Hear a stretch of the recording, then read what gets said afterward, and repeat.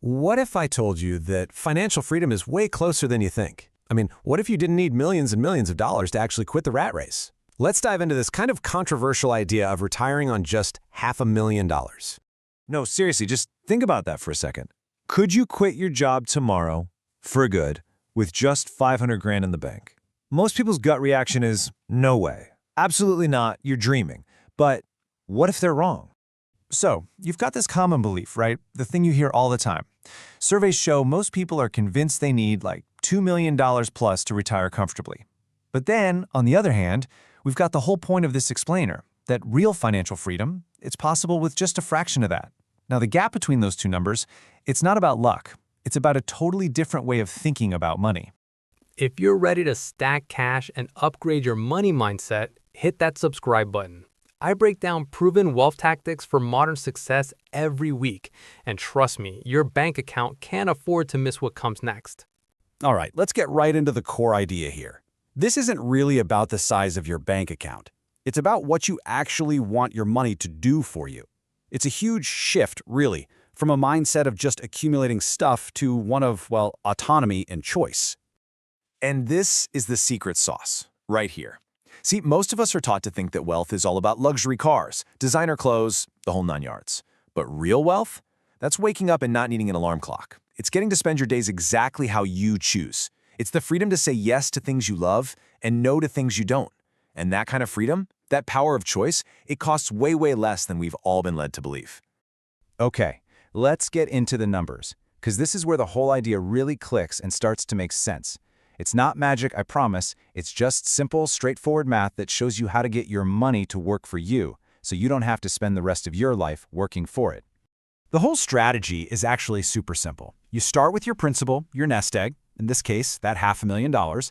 Step 2, you invest it so it starts generating a consistent return. And here's the absolute key. You live only on the returns, the profit. You never, ever touch the original principal. And just like that, you've created a perpetual income stream. It just keeps going. So let's break down what that actually looks like. If you go with a really conservative strategy, heavy on fixed income and bonds, maybe you get a 5% return. That's 25 grand a year. Not bad. But look at this balanced option. You mix in some stocks, you accept a little more risk, a little more volatility, and suddenly an 8.5% return is giving you $42,500 a year. That's over $3,500 a month completely passive. All of a sudden, we're not just talking about survival anymore. We're talking about a genuinely comfortable lifestyle. And that brings us to what is honestly the biggest hurdle for most people.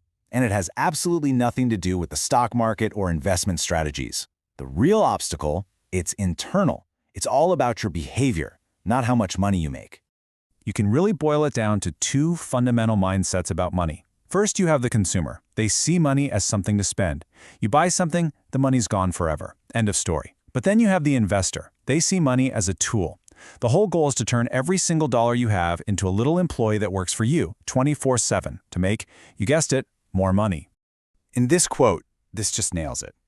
If you can't live comfortably on $42,000 per year, the problem isn't that you don't have enough money. The problem is that you've lost control of your spending. Think about it. That $42,500 we talked about from the balanced portfolio, that's more than enough to live a great life in a lot of places, especially if you're debt-free. So if that number sounds impossible to you, it's probably not an income problem. It's a spending problem. It means you're kind of trapped in that cycle of earning money just to immediately spend it. Let me give you a really shocking real-world example. Your car. The average person over their lifetime can easily spend over $600,000 on cars. That's loans, interest, insurance, gas, repairs, the whole shebang. Just stop and think about that for a second. People are literally spending more money just to get around than it would cost them to achieve complete and total financial independence. And listen, it's not just the big stuff like cars. The small habits can have a massive snowball effect. Let's say you spend about $3 grand a year on coffee and restaurants, which is pretty average. If you invested that money instead, with an 8% return, over 30 years, it could grow to over $800,000. This isn't about depriving yourself of everything you enjoy. It's about understanding the trade-off. Every time you spend, you're making a choice. Are you choosing a little temporary pleasure now or permanent freedom later? Now I know exactly what you're probably thinking. Okay, this sounds good, but what's the catch? There have to be catches, right? What about inflation? What about a huge market crash? And look, those are totally valid concerns, so let's just tackle them head on. Yeah, this is always the first one people ask, and for good reason. Won't rising costs just eat away at my income until it's worthless? Well, the cool thing is the answer is actually built right into the strategy. Think of it like this. Your investments are like water pouring into a bucket, growing at maybe 8 or 9% a year. But your living expenses, that's the tap on the bucket. You're only letting out 6 or 7%. That gap, that little bit of extra water, means your principal is constantly getting topped up. It allows your nest egg to keep growing, and your income can actually outpace inflation. All right, what about the other big fear? The big one. What happens when the market just takes a nosedive? This is exactly why diversification and that conservative withdrawal rate are so crucial. By spreading your investments around, you're not putting all your eggs in one basket. You minimize your risk. So yeah, during a downturn, your income might dip a little. But because you're not pulling out too much money, you can ride out the storm without being forced to sell your assets when they're cheap. Your principal stays intact, ready to recover, and keep growing when the market eventually bounces back. And it always does. And hey, don't forget about Social Security. Think of this whole strategy as building a solid bridge to your financial freedom. But underneath that bridge, you've got this extra safety net. Now, you should never rely on it completely, but down the road, Social Security can kick in and add another layer of income, just making your whole financial foundation that much stronger. So, we've talked about the math. We've talked about the mindset. But what is this all really for? What does it all build towards? Because the real prize here, it's not the money. It's something way, way more valuable. This, right here, is the ultimate goal. Real wealth isn't about a number in a bank account. It's about having the freedom to design your life based on your values. It's the power to own your time, which is, let's face it, the only thing we can never get more of. And here's what that freedom actually looks like in real life. When your basic bills are paid, month after month, without you having to do anything, you can finally afford to take a risk on that business idea you've always had. You can go back to school. You can say no to a project or even a job that just doesn't feel right. Work stops being a necessity for survival and starts being a choice, something you do for fulfillment. You stop being just a cog in a machine and you become the architect of your own life.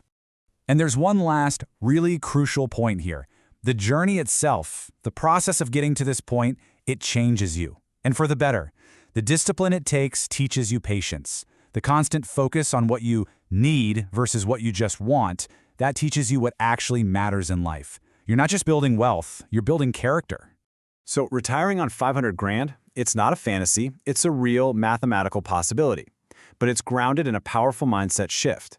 It definitely requires discipline, and it means choosing to live a little differently from the crowd. But the reward? Well, it's a life lived completely on your own terms. So really the question isn't whether it's possible. The question is, are you willing to do what it takes? Drop a money in the comments if you're committing to one money action this week. Tell me which lesson hit hardest.